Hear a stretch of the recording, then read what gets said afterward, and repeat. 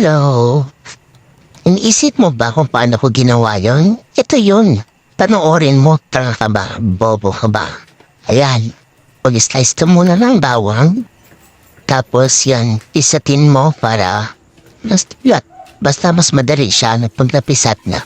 Tapos, pagkatapos ng bawang, sibuyas agad. Yun lang naman yung nakikita mo dyan. Meron pa bang iba? I-slice mo na yung sibuyas. Pagkatapos ng sibuyas, happy break.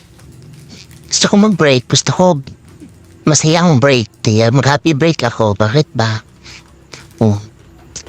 At saka guys, meron ba kayong ka-workmate na yung feeling maganda, feeling in character, parang lahat nakatingin sa kanya pag pumapasok sa office? Diba meron yun? Kasi sa office namin, ako yun. Ako yun. Feeling ko talaga ang ganda. Tapos sinislice na ko ng dahon ng sibuyas. Tapos ay putang ina. May kumagat-atak. Tapos yan dyan. Kinunan ko ng matigas. Basta yung pechay ata yun. Tapos ko na yung itlog. Miniyak ko na. Tapos may maitim doon. Hindi naman hirap tanggalin. Kaya di ko na lang kinuha. Mamamatay din naman tayong lahat. Bakit ba? Ayan. Sino ka dyan? Lagay ka na ng magic sarap na ayaw maglabas. Putang inanggit ng butas. Pa-virgin ang puta. At saka yan. Lagyan natin ng paminta. At saka wala lang. Gusto ko na lagyan ng sibuyas. Kasi matigas na part ng dahon ng sibuyas. Tapos maglagay ka na ng oil. Magluto na tayo. Ano pa bang inaantay natin? Magluto na makakain na. Ayan, lagay ko na yung mantika, mga 5 galon. Tapos, ayan, lagay mo na yung bawang.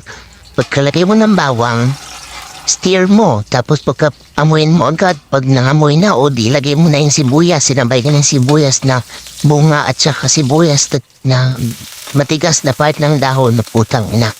Tapos, nilagay ko na yung matigas na part ng vegetables. Sayang naman kung itatapon, pinaghirapan yun ng mga farmers. Pawis to go at utot ang pinuhunan nila doon. Kaya full time magtapot. Ayan, lagay ko na yung main ingredient, yung mega sardines, baka naman. At ayan, kailangan mo ng protection kasi mahirap na po ng protection. Nakakatapot. Gusto ko pang mabuhay yung matagal. Ayan, timplahan mo na ng kahit anong oil lagay mo. Basta matimplahan mo.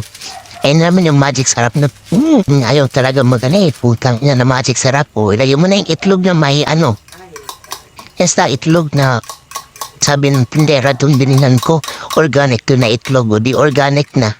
Sana all organic. Tapos yun, stir mo na, tapos, yan. Tapos na. Diba, bilis lang. Nakatipid ka na, masarap pa ulam nyo, healthy pa. May gulay, may sardinas, may itlog, Kompleto sekados. Samo pa ako. Charis lang. Ayan, lagyan mo na ng onion leeks para sosyal. Tapos yan, i-reset yung camera kasi ang hirap ng walang cameraman. Putang ina. Iwaman na sana. Ayan, kita nyo ba? Kita yung gulay, diba? Healthy yung sardinas natin. Tapos, syempre, i-garnish mo yan para maganda tingnan. Bariw ka ba? Ayan. Lagay mo na. Putang ina. Sarap, di ba? Sarap. Sarap ko naman, charis. Yan nung gagawin. Yan na. Tuturuan ko kayo paano maglagay. Una, lagay mo yung pandesal ay cream bread. Tapos yung dahon. Yung sardinas. Ay, putang ina, bilis. Yan, kagatin mo na. Di ba? Nakain mo na. Healthy ka na.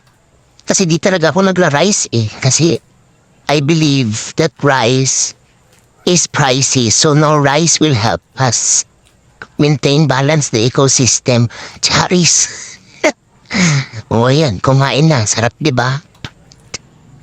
Magpansit kantong ka na lang. Wala ka namang ingredients pa. Di magpansit kantong ka muna. Bukas ka na bumili. Flex ko lang pala. Ayan na, last bite. Yum. Sabi ko na, magpapansit kantong ka na, di ba? Tumayo ka na. Yan lang. Yan na. Bye-bye. Mwah.